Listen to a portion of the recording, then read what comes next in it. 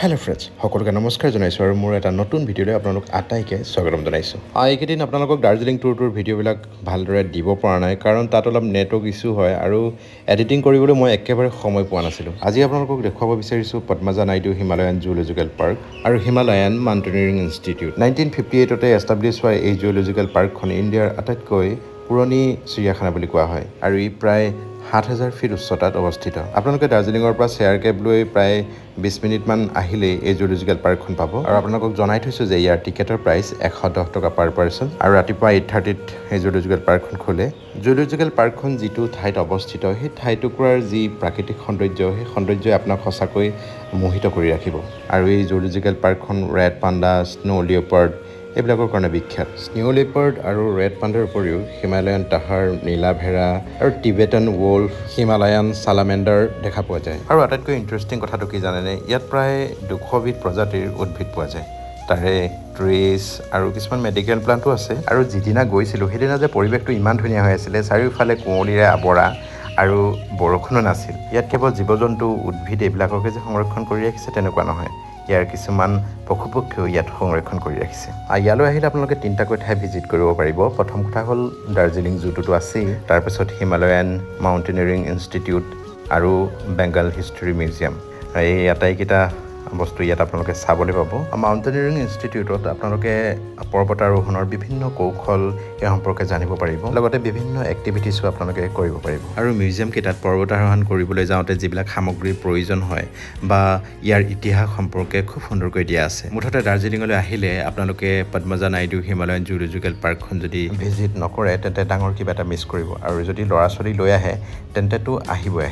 তাৰ পৰা ওলাই খুব ধুনীয়া এটা বুদ্ধিষ্ট টেম্পল আছে, সেই টেম্পলটো চাবলৈ বুলি ওলালোঁ। টেম্পলটোলৈ যিটো ৰাস্তাৰে যায় সেই ৰাস্তাটো কিন্তু বৰ ধুনীয়া। টেম্পলটোক জাপানীজ পিচ পেগোডা বুলিও কোৱা হয়। কিয় পিচ পেগোডা বুলি কোৱা হয় তালৈ গ'লে নিশ্চয় গম পাম। পিচ পেগোডা বুলি ক'লে সাধাৰণতে শান্তিৰ এটা পৰিৱেশ মনলৈ আহে, গতিকে নিশ্চয়কৈ এই টেম্পলটোত সোমোৱাৰ লগে লগে যিটো শান্ত পৰিৱেশ, সেই শান্ত পৰিৱেশে আপোনাৰ মনটোকো শান্ত কৰি ৰাখিব। টেম্পলটোক জাপানীজ পিচ পেগোডা বুলিও কোৱা হয়। জাপানীজ পিচ পেগোডা বুলি এইকাৰণে কোৱা হয় কাৰণ এই টেম্পলটোৰ যি ফাউণ্ডাৰ আছিল, সেই ফাউণ্ডাৰজন এজন জাপানীজ বুদ্ধিষ্ট মংক আছিল। তেওঁ বিশ্ব শান্তি আৰু অহিংসা স্থাপনৰ বাবে যথেষ্ট কষ্ট কৰিছিল বুলি জনা যায়। লগতে এই টেম্পলটোত জাপানীজ আৰ্কিটেকচাৰেল ডিজাইনৰ কিছু প্ৰভাৱ দেখা যায়।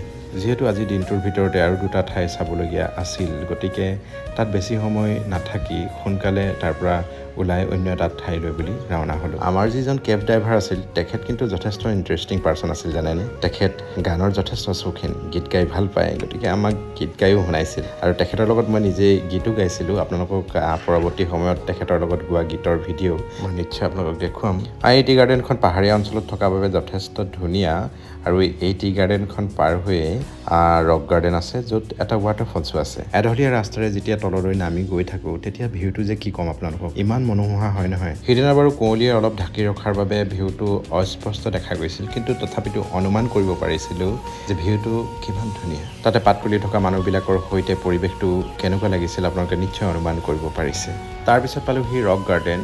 আচলতে পাহাৰৰ শিলবিলাক কাটি কাটি ধুনীয়াকৈ এখন পাৰ্ক তৈয়াৰ কৰিছে তেওঁলোকে, আৰু তাৰ মাজেৰে পাহাৰৰ পৰা বৈ আহিছে এটা সৰু ৱাটাৰফলটো বেছি বহল নহয় যদিও কিন্তু যথেষ্ট দীঘল, বহু ওপৰলৈকে এই ৱাটাৰফলটো আছে। আৰু পাহাৰৰ কিনাৰে কিনাৰে ৱাটাৰফলটোৰ যথেষ্ট ওপৰলৈ আপুনি যাব পাৰে। টিকেটৰ মূল্য একেবাৰে কম, পাৰ পাৰ্চন 20 টকাকৈ তেওঁলোকে লয়।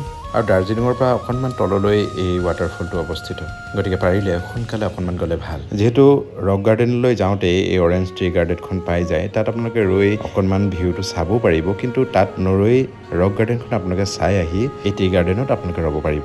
গতিকে দাৰ্জিলিঙত প্ৰথম দিনা যিকেইটা প্লেচ ভিজিট কৰিলোঁ, সেই ভিজিট কৰা প্লেচকেইটা ভিডিঅ' আকাৰে আপোনালোকক দেখুৱাবলৈ যত্ন কৰিলোঁ। ভিডিঅ'টোৰ যোগেদি যিখিনি ইনফৰ্মেশ্যন দিছোঁ সেই ইনফৰ্মেশ্যনখিনি ক'ৰবাত হয়তো ভুল হ'ব পাৰে। ভুল হ'লে শুধৰাই দিব বুলি মই আশা কৰিলোঁ। যিহেতু মই ভিডিঅ'বিলাক কোনোদিন ভিউচৰ আশাত নবনাওঁ, গতিকে ফ'ল' কৰক বা শ্বেয়াৰ কৰক বুলি খুব কমেই কওঁ, কিন্তু আপোনালোকে দিয়া কমেণ্টবিলাকৰ যোগেদি মই ভিডিঅ'বিলাক বনাই যাবলৈ যথেষ্ট উৎসাহ পাওঁ। গতিকে ভিডিঅ'টো কেনেকুৱা লাগিল আপোনালোকে কমেণ্টত জনাবলৈ নাপাহৰিব।